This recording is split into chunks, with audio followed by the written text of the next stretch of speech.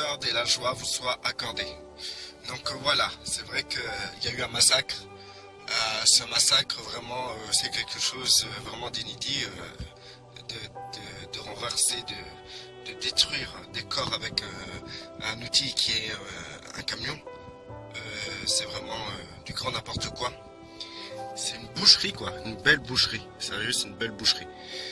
Et du coup, ce que cela engendre, c'est beaucoup de tristesse, de questionnement, des remises en question qui sont surtout au niveau de l'État. Vous savez que moi, avant, j'ai toujours cru qu'il y avait des complots, que c'était tout des complots, etc. Et j'étais en colère envers l'État. Et là, je remarque que ce qui s'est passé, c'est vraiment quelque chose qui n'est pas un complot, quoi.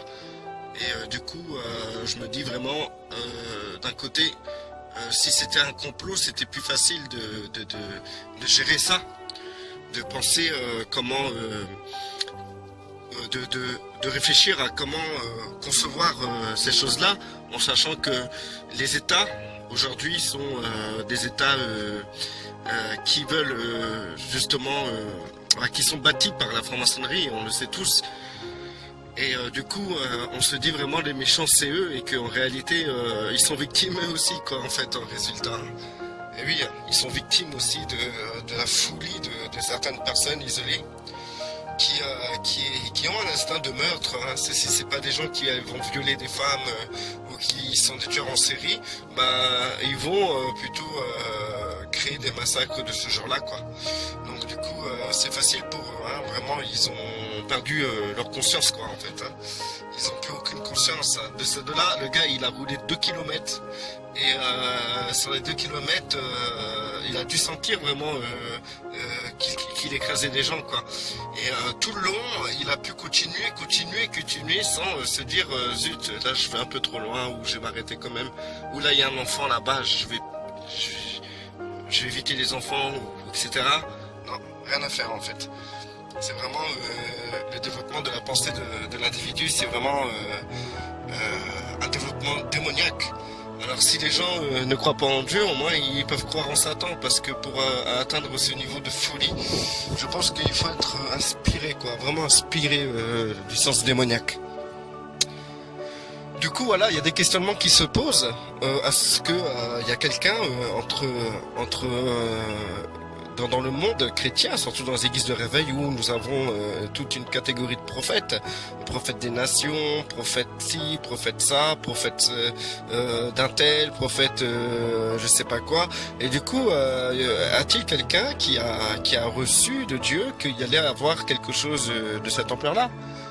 Les gens, souvent j'ai entendu des réponses, oui, mais le Seigneur il parle que pour son peuple, comment dire, là il n'y a pas eu peut-être de chrétiens qui sont victimes, etc.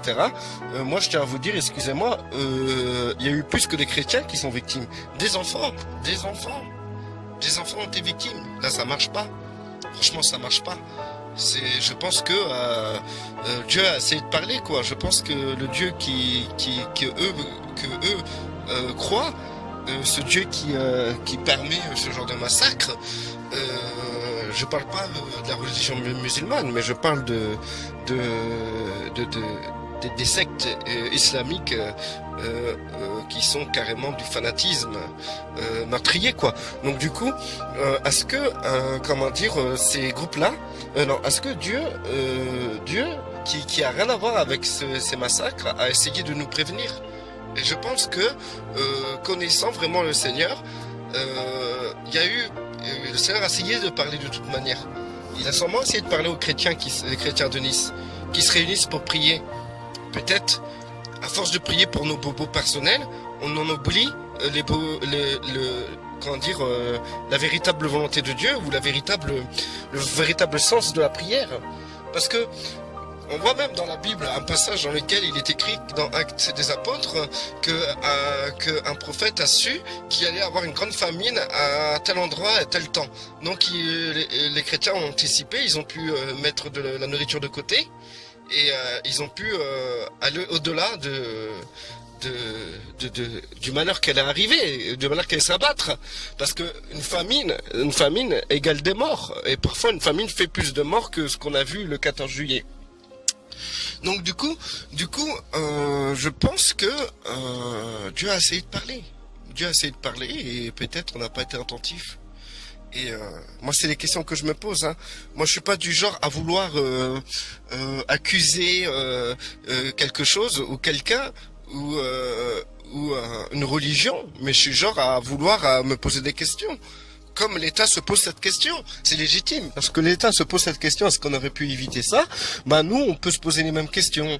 Pourquoi? Parce que vous dites bien que vous croyez en un Dieu tout puissant, en un Dieu qui sait tout, qui voit tout et qui voit dans le présent, dans le passé, dans le présent et dans le futur. Si Dieu voit dans le futur, il aurait vu ces massacres, ces enfants mourir.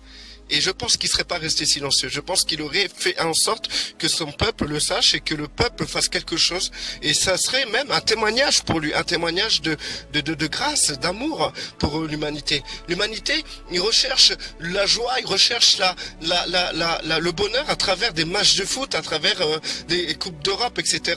Et écoutez, franchement, je pense que l'humanité a besoin de voir un Dieu puissant.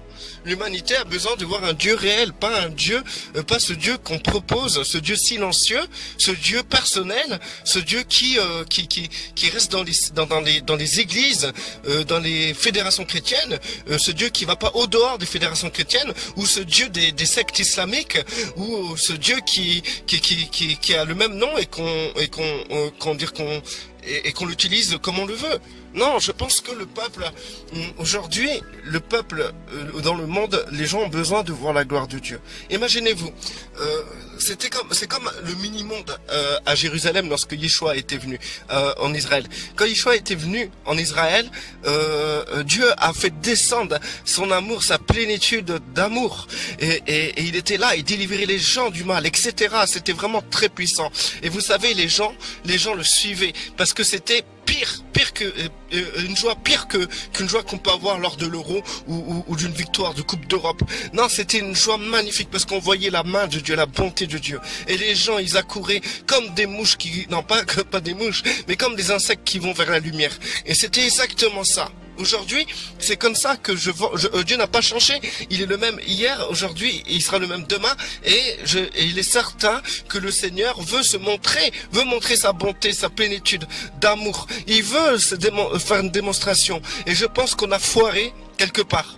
On a foiré parce que il y a personne qui a vu. Tous ceux qui se disent prophètes, moi, je serai directeur des fédérations, je convoquerai toutes les personnes qui se sont dit prophètes et qui n'ont pas vu cela et je leur demanderai de rendre des comptes.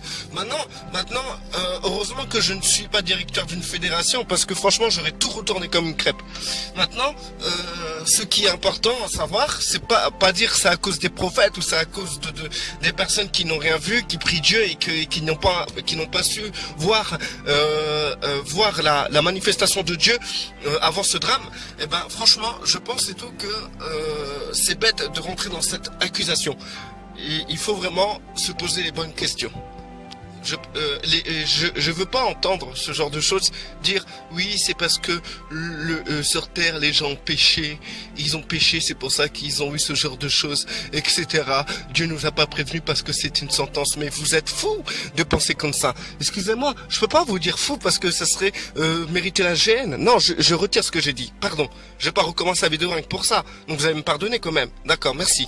Donc du coup, il faut savoir et tout que on peut pas dire ça. On peut pas dire que Dieu veut la mort des gens. Dieu veut que tous soient sauvés et que tous n'aillent pas en enfer. Et ça c'est écrit dans la Bible, que tous soient sauvés. Et Yeshua est venu pour tous les hommes. Il n'est pas venu pour une catégorie d'hommes, ni pour les religieux et les religions.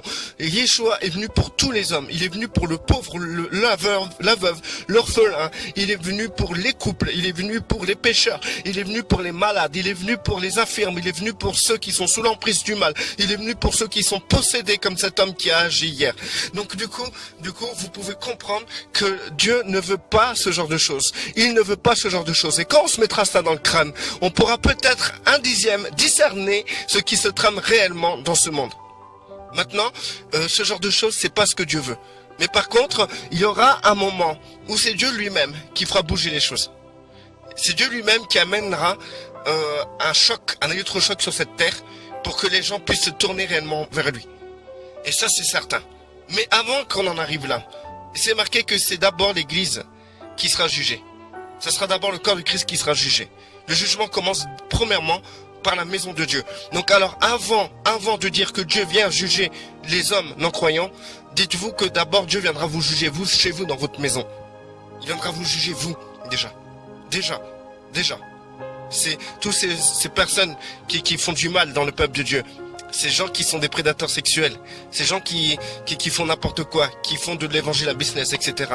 Ces gens-là, ces frères-là, ces frères, hein, je dis ces frères parce qu'on parle bien de la maison de Dieu là, seront jugés par leur comportement, comme Ananias et Saphira qui ont menti au Saint-Esprit, qui ont menti face à un apôtre et ils sont tombés raides morts.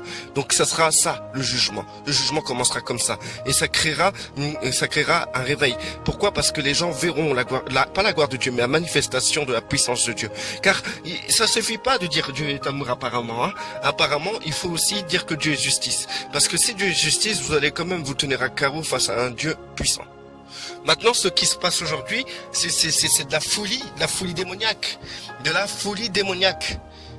Vous savez, imaginez-vous, vraiment, si vraiment quelqu'un aurait discerné cette chose-là, vous aurez juste prié pour cet individu dans votre église, lier les puissances, les principautés et les démons qui ont animé cet individu, et l'individu ne l'aurait jamais fait peut-être. Vous verrez, vous voyez vraiment toutes ces choses-là. Je suis certain qu'on a déjà évité beaucoup de choses grâce à ça, grâce à des gens qui ont été sensibles au Saint-Esprit et qui ont intercédé et qui ont lié les puissances. Il y a eu beaucoup de choses qui ne se sont pas passées. Ça c'est certain. Mais un truc est sûr, c'est que là, avec la Coupe du Monde, avec les vacances, les chrétiens ont chômé. Ils ont chômé dans la prière, ils ont chômé dans... Pour eux, tous voulaient se détendre. Et là, il n'y a personne qui a discerné. Il n'y a pas eu de puissance liée ou quoi que ce soit. Donc, il y a eu la porte ouverte au massacre qu'il y a eu hier. Et à tous ces enfants qui n'ont rien demandé, qui ont juste voulu voir la beauté du ciel avec le feu d'artifice. Il n'y a pas un mal d'aller voir un feu d'artifice. Moi, j'y vais pas. Pourquoi? Parce que j'ai 3 enfants de bas âge. Avec les pétards qui pètent de tous les côtés, je préférais me méfier. Je préférais me méfier d'un potentiel danger par rapport aux pétards des gosses. Les gosses jettent les pétards comme ça, sans regarder, sans faire attention. Et ça peut être très dangereux pour les gosses. C'est pour ça que je vais pas à un feu d'artifice. Mais aussi, non, s'ils auraient été plus grands, j'aurais été voir le feu d'artifice. J'aurais été voir c'est beau, c'est de l'art, c'est magnifique à voir. Et du coup, on peut pas dire ouais, voilà et tout. Les gens se sont amassés pour voir un truc comme ça et voilà le désastre. On peut pas parler comme ça. On peut juste dire simplement à ce qu'il y a eu un chrétien qui avait discerné cela et qui a intercédé. Et si c'était le cas, si ça aurait été le cas, je pense que ça ne serait pas arrivé. Et je pense que Dieu n'est pas silencieux. C'est pas vrai, Dieu n'est pas silencieux. Dieu parle, et simplement c'est qu'on prend pas garde à l'écouter à cause de la détente, à cause des vacances, à cause de l'Euro 2016, à cause à cause des plaisirs, des fêtes, etc. On oublie l'essentiel. Et d'ailleurs, j'ai fait des vidéos. Vous pouvez aller les écouter. Ça va vous encourager. Ces vidéos-là, je parlais simplement de ne pas perdre l'objectif en vue. Tu peux être en vacances, mais ne perds pas l'objectif que tu es un enfant de Dieu et tu dois être un intercesseur. Et que là où tu es, tu dois être un témoin vivant. Voilà. Donc, que la paix soit sur vous. Voilà, que ce qui est béni reste béni, que ce qui n'est pas béni soit béni, au nom puissant de notre Seigneur Yeshua. Et que vraiment que le Seigneur nous fasse grâce que cela n'arrive plus et que le Seigneur prépare des hommes et des femmes qui sont capables de lier les puissances des ténèbres lorsqu'ils se manifestent dans le monde physique comme on l'a vu le 14 juillet. Que la paix soit sur vous. Amen.